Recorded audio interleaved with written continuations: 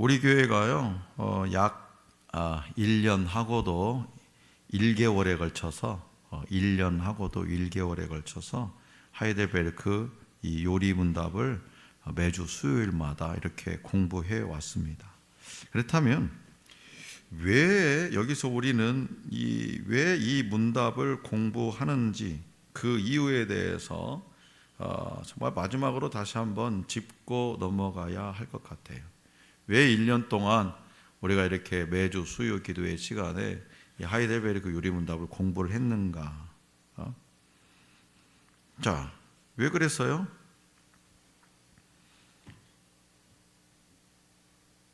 교리를 알고 싶어서 한 거죠. 그죠? 성경 말씀도 성경 말씀이지만 교리를 알고 싶어서. 그렇다면 여러분, 왜 교리를 우리가 배워야 할까요? 왜? 뭐 때문에 교리를 배워야 될까? 그냥 교회 다니면 되는 것 아닙니까? 라고 반문할 수도 있습니다. 물론 어떤 면에서는 그래야죠. 어떤 면에서는 교회만 다니면 되는 거예요. 그러나 우리의 신앙에는요, 반드시 근거가 있어야 돼요. 무엇이 믿음의 근거고 무엇이 신앙의 근거냐? 그러면 또 여러분들 중에서는 그거야 체험이죠. 체험. 경험하는 것, 체험하는 것. 물론 개인적으로 그런 것이 어떤 믿음의 근거가 될 수도 있고 신앙의 근거가 될 수 있습니다. 그러나 그것은 너무나도 주관적이기 때문에 객관적이고 절대적인 근거가 되지 못해요. 그럼 무엇이 그러면 근거가 돼야 되냐? 바로 하나님의 말씀인 성경이 근거가 되어야 되고요. 그 말씀을 요약한 것이 뭐냐? 바로 교리라는 거예요. 이것이 하나님의 말씀과 그 말씀을 요약한 교리, 이것이 우리 믿음의 근거가 되어야 되고 우리의 신앙의 근거가 되어야 돼요. 자칫 체험 신앙이 근거가 되면은요, 신비주의로 빠질 위험이 많다는 거죠. 신비주의로. 자, 그래서 따라서 우리 교리는 말씀의 요약으로서 우리가 믿는 바가 무엇인지를 함축적으로 가르쳐 줍니다. 그러면 이 교리를 알지 못하면 어떻게 되냐? 이 교리를 알지 못하면 미신적인 신앙이 되고 말아요. 미신적인 신앙. 믿는다고는 하는데 자신이 무엇을 믿는지 알지 못해요. 이것이 미신적인 신앙. 믿는다고 해요. 믿습니다. 도대체 너 뭘 믿어? 그럼 말을 못하는 거지. 왜요? 교리 공부가 안 돼 있으니까. 또 이단의 미혹에 취약해집니다. 교리를 알지 못하면. 자신이 믿는 바에 대해서 제대로 정리되어 있지 못하기 때문에 이단의 밥이 되죠. 이 두 가지만으로도 우리가 왜 교리를 배워야 하는지가 명확해지죠. 그런데 오늘날 대부분의 이 교회들이 교리를 가르치는 일에 게으를 뿐만 아니라 냉소적이기까지 하기 때문에 문제가 심각해요. 교리하면은 딱딱해. 일단은 말 그 자체가 재미가 없어. 그리고 교리 공부합시다 하면은 안 모여. 왜? 재미가 없으니까, 딱딱하다고 생각하니까. 그래서 우리 하늘소망교회가 지난 1년 1개월 동안 무엇 때문에 하이델베르크 요리 문답을 공부해 왔는지 다시 한번 되새기시고 근거 있는 신앙, 행함이 있는 믿음으로 우리의 삶을 아름답게 세워나갈 수 있기를 원합니다. 오늘은요, 우리가 지금까지 공부한 이 하이델베르크 요리 문답을 마무리하는 시간이에요. 그래서 주님께서 가르쳐 주신 기도의 마지막 부분을 우리가 함께 생각해 볼 건데요. 먼저 다시 한번 오늘 본문 말씀을 다시 한번 읽어보겠습니다. 오늘 본문 말씀. 자, 시작. 우리를 시험에 들게 하지 마시옵고 다만 악에서 구하시옵소서. 나라와 권세와 영광이 아버지께 영원히 있사옵나이다. 아멘. 이 구절이 앞에 간구들과 앞에 기도 내용과 구별되는 것은 우리의 가장 근본적인 문제를 이 마지막 구절의 13절에 다루고 있다는 거죠. 우리는 이미 지은 죄의 문제도 내 스스로 해결할 수 없고 죄를 짓지 않기 위해서도 내 스스로 할 수가 없어요. 외부의 도움이 절대적으로 필요합니다. 따라서 우리는 죄를 짓지 않도록 시험에 들게 하지 마시고 악에서 구하실 것을 간구해야 되는, 기도해야 되는 거예요. 매일매일의 삶에서 시험에 들지 않기를, 또한 악에서 구해 주시기를 간구해야 돼요. 그리고 나라와 권세와 영광이 아버지께 영원히 있다는 이 고백은 대단히 중요해요. 왜냐하면 이 고백을 통해서 오늘 저와 여러분들의 존재 목적이 무엇인지, 그리고 우리가 하나님 앞에 기도하는 그 기도의 목적이 무엇인지를 분명하게 정리할 수 있기 때문입니다. 자, 그렇다면 우리의 존재 목적이 뭐냐? 우리의 존재 목적, 이 땅에 우리가 태어났는데 이 땅에 태어난 목적이 뭐냐 이거예요.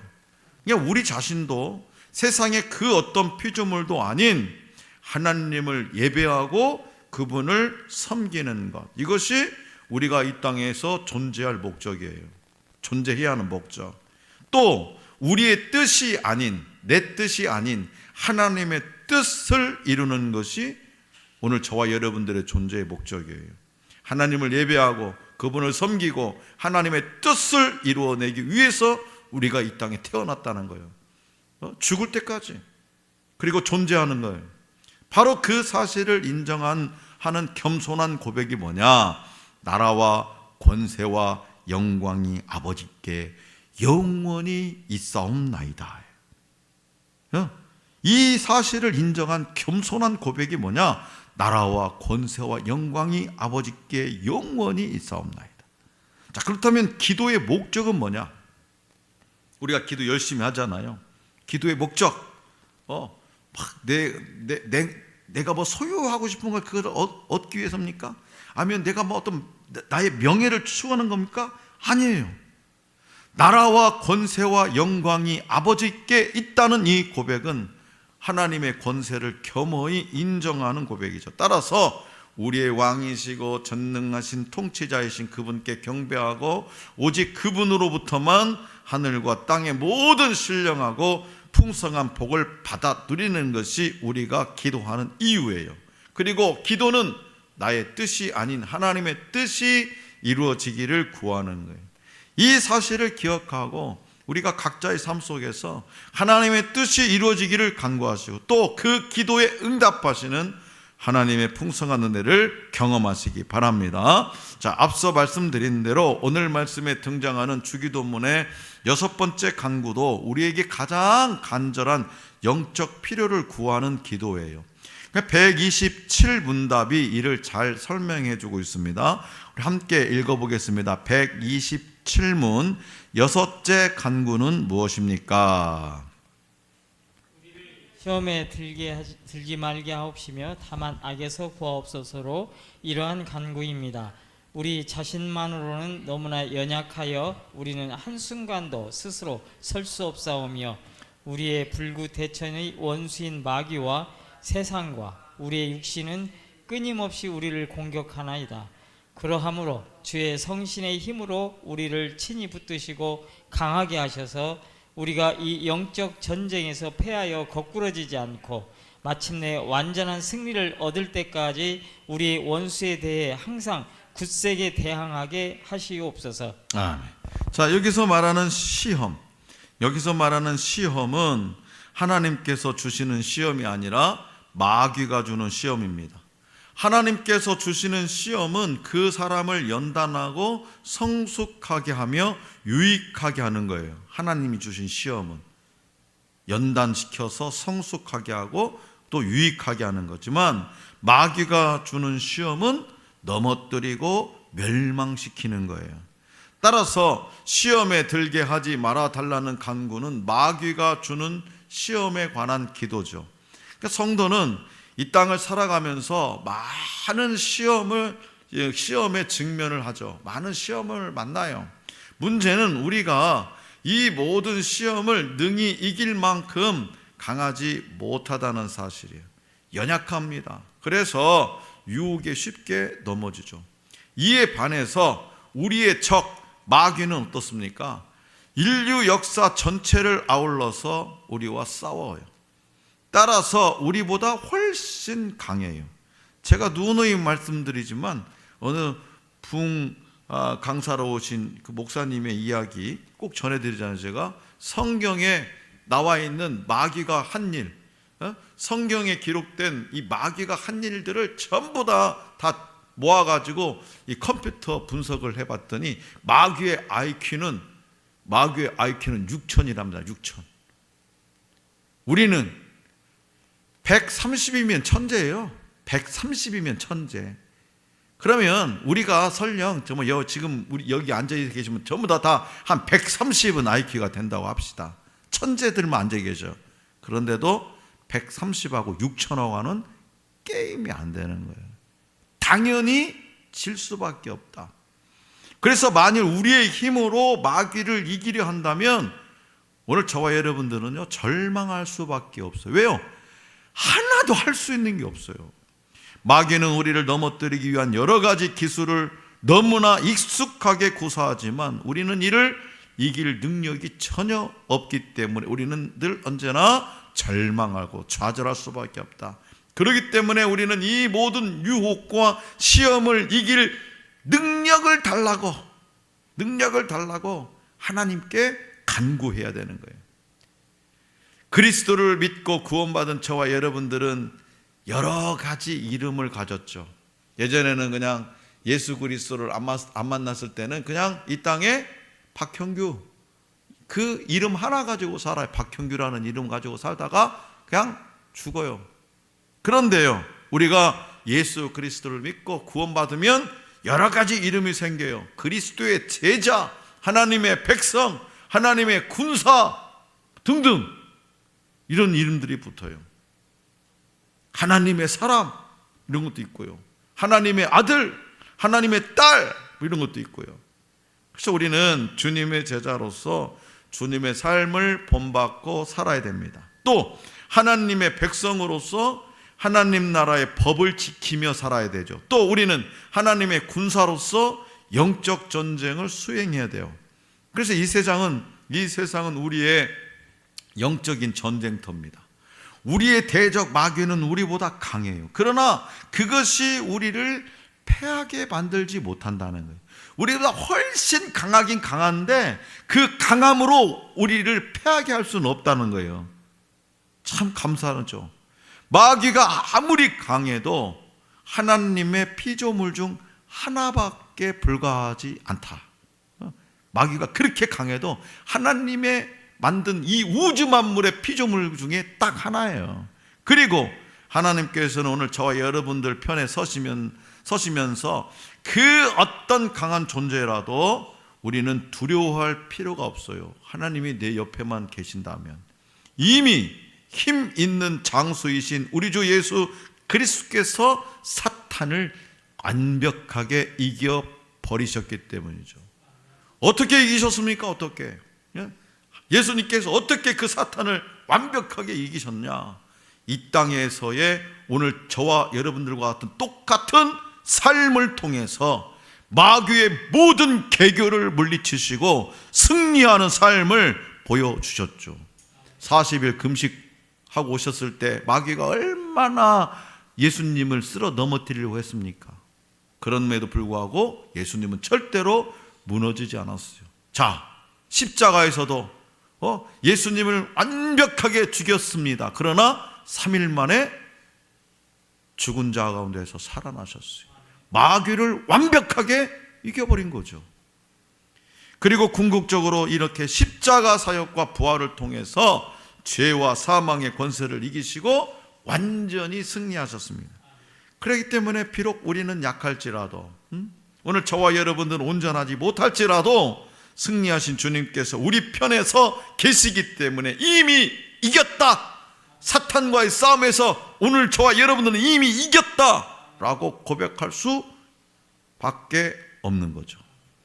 이제 주기도문의 마지막에 등장하는 고백에 대해서 함께 공부하게 보겠습니다. 자, 128문답이에요. 제 128문. 당신은 이 기도를 어떻게 마칩니까? 대개 나라와 권세와 영광이 아버지께 영원히 있사옵나이다로 이러한 간구입니다.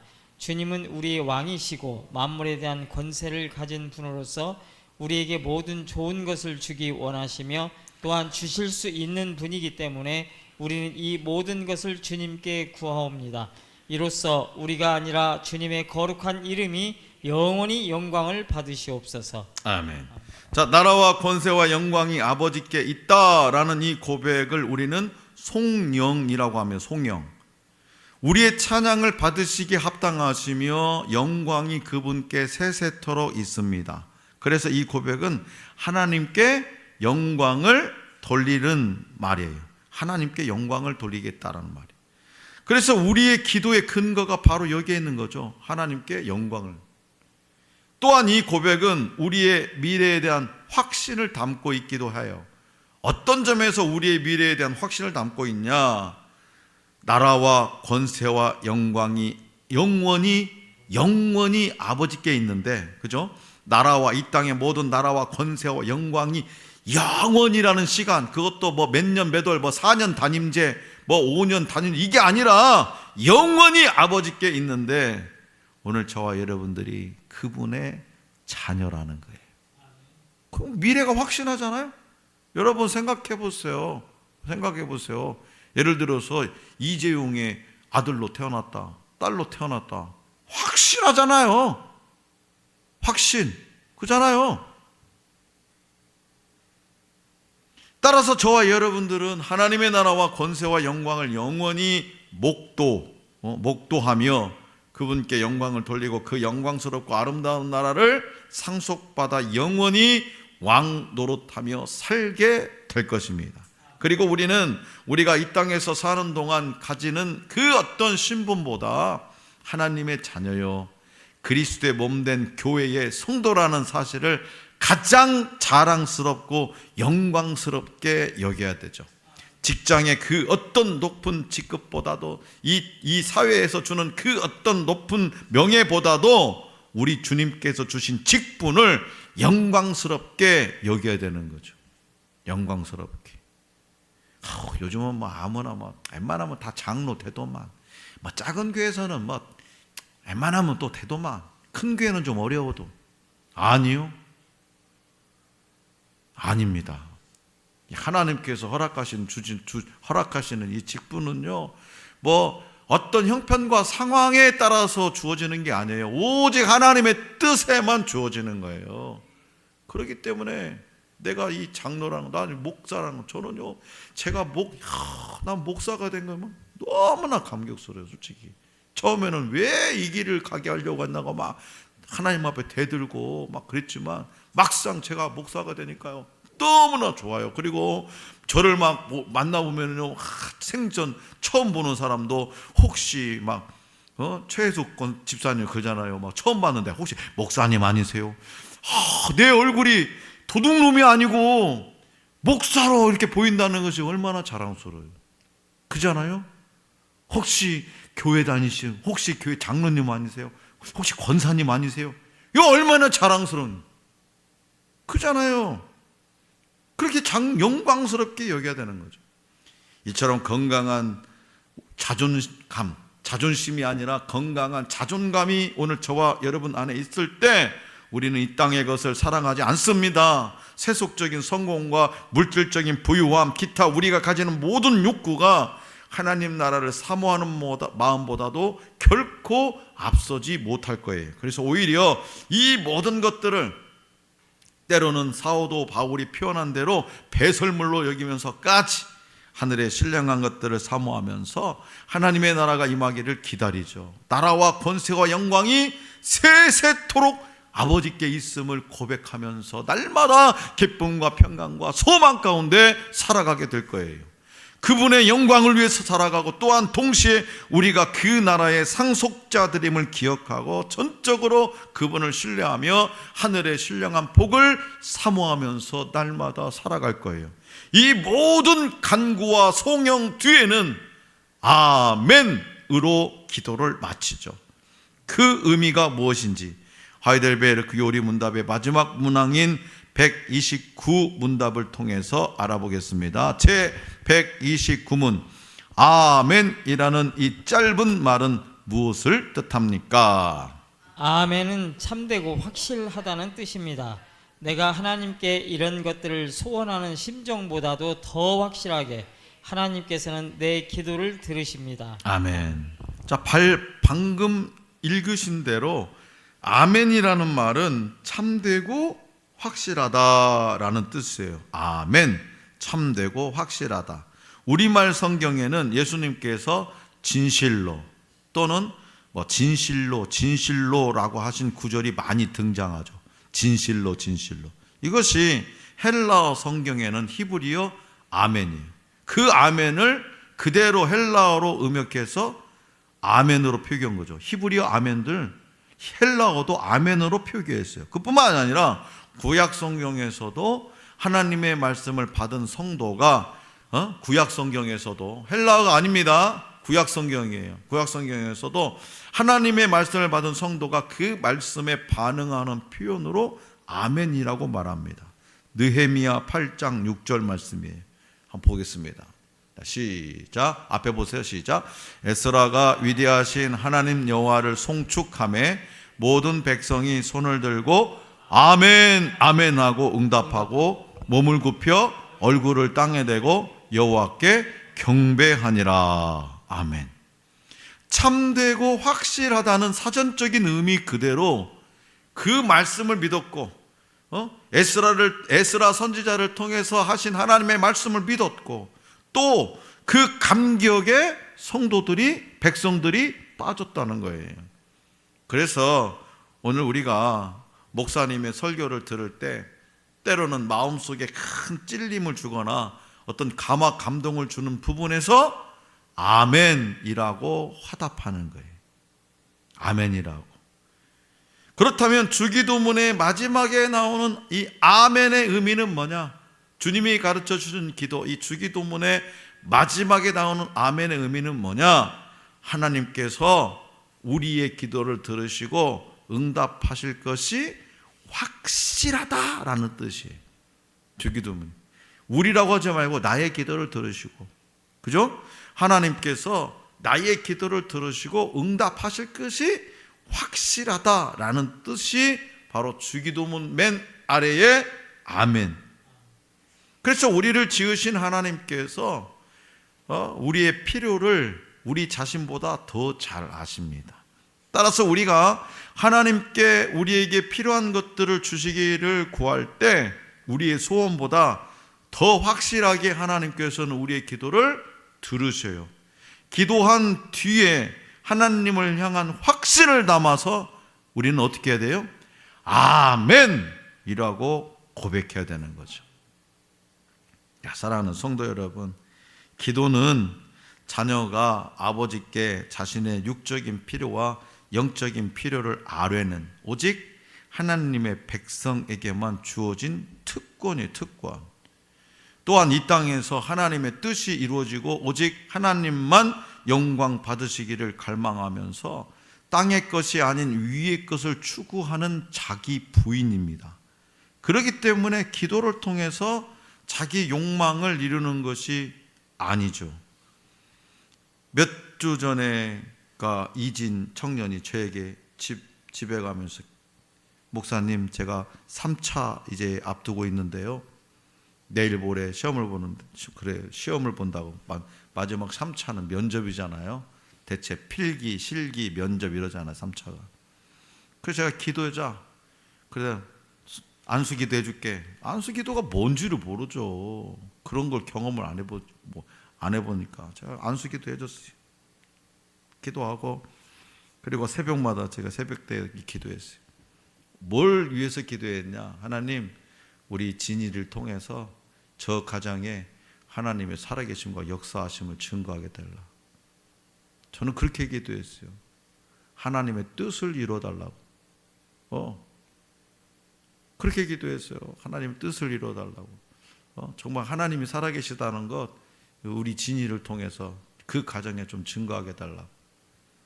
그랬더니 오늘 아침에 오전에 제가 전화가 왔어요. 목사님, 제가 말씀드려야 될 것 같아요. 걔는 어렸을 때부터 그렇게 얘기했어요. 너무나 차분하게. 오늘 합격했다고 전화 왔어요. 잘했다, 진아. 막 내일이지. 담임 목사인데 너무 기뻤어요. 잘했다, 애썼다, 막 그랬어요. 사모님한테도 또 전화하고 했는가 봐요. 진이가 뭐라고 했냐면 엄마도 교회 다녀야 돼. 단번에 그 얘기 나오더라고요. 엄마도 교회 다녀야 돼. 감사하잖아요. 감사하잖아요. 사모님도 이제 막 강력하게 압박을 넣는 거지. 야, 너 신앙생활 해야 돼. 막 강력하게. 어찌 보면 기도를 통해서 자기 욕망을 이루는 것 같지만 그 기도가 아니라 그 기도를 통해서 내 자신을 쳐서 하나님 앞에 복종시키고 하나님의 뜻을 구하는 거예요. 내 뜻을 이루어 달라고 떼쓰는 것이 아니라 하나님의 뜻이 이루어지도록 내 뜻을 그분께 맞추는 거예요. 맞추는 것. 자, 오늘은 하이델베르크 요리문답 마지막 시간입니다. 살아서나 죽어서나 당신의 위로가 무엇입니까? 이게 첫 시간의 내용입니다. 살아서나 죽어서나 당신의 위로가 무엇입니까? 살아서나 죽어서나 나는 나의 것이 아니요 몸도 영혼도 나의 신실하신 구주 예수 그리스도의 것이라는 사실에서 옵니다. 이러한 위로 가운데 살고 죽기 위해 알아야 할 진리들, 곧 우리의 죄와 비참함에 관해서 성부께서 계획하시고 독생자 예수 그리스도께서 이루셨으며 성령께서 믿음을 주심으로 우리에게 적용하신 구속에 관해서 잊지 마시기 바랍니다. 그리고 구속받은 백성으로서 살아야 할 삶의 도리, 즉 감사에 관해서 신앙의 선배들이 가르치신 모든 도리를 가슴 깊이 새기고 이 땅에서 영적 전투를 치르면서 주님 다시 오실 그날을 준비하시기 바랍니다.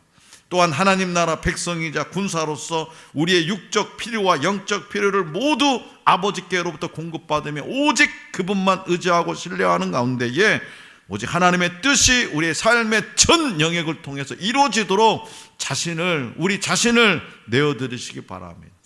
또한 그러한 삶 가운데 눈물 골짜기와 같은 이 세상에서 하늘로부터 오는 참된 위로와 평안을 받아 누리며 주님 다시 오실 그날까지 승리의 삶을 살아가는 저와 여러분들이 될 수 있기를 간절히 기원합니다.